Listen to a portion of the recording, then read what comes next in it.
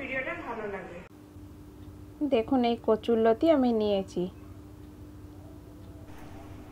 কচুরলতি বানানোর জন্য এরকম সাইজে চিংড়ি মাছ কেটে ধুয়ে নিয়েছি। দেখুন তাতে দিচ্ছি হলুদ, নুন দিয়ে ভালো করে মাখিয়ে নেব। মাখানো হয়ে গেছে, কড়াই বসিয়ে দিচ্ছি। কড়াইতে একটু জল দিচ্ছি কচুরলতিটা সেদ্ধ করব বলে। দেখুন কেটে রাখা কচুরলতি দিয়ে দিচ্ছি।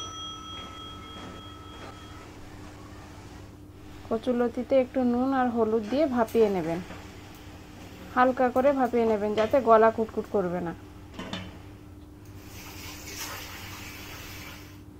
এতে আপনারা একটু টক তেঁতুলও দিতে পারেন, দিয়ে সেদ্ধ করলে গলা কুটকুট করতে পারবে না। দেখুন আমাদের কচুরলতি ভাপানো হয়ে গেছে, এবার জলটা ঝরিয়ে নেব।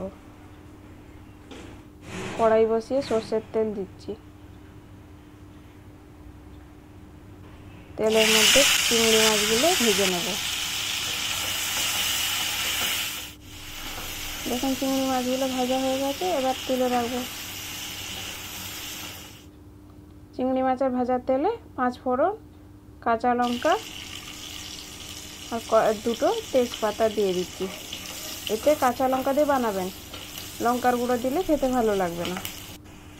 কেটে রাখা পেঁয়াজ দিলাম, পেঁয়াজটাকে ভালো করে লাল লাল করে ভেজে নেব।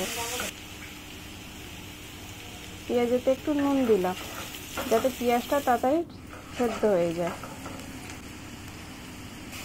পেঁয়াজের মধ্যে আদা বাটা, রসুন বাটা একটুখানি দেবো, 1 চামচের করে, বেশি দেবেন না।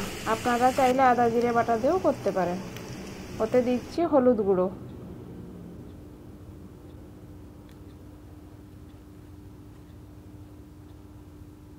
এবারে ভাপিয়ে রাখা কচুরলতি দিয়ে দিচ্ছি, দিয়ে ভালো করে একটু কষিয়ে নেব।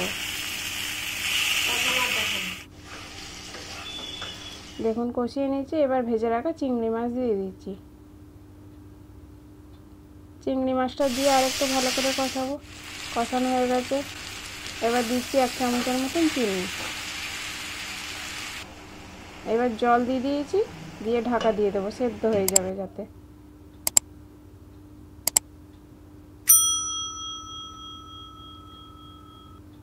দেখুন আমাদের কচুরলতি সেদ্ধ হয়ে গেছে।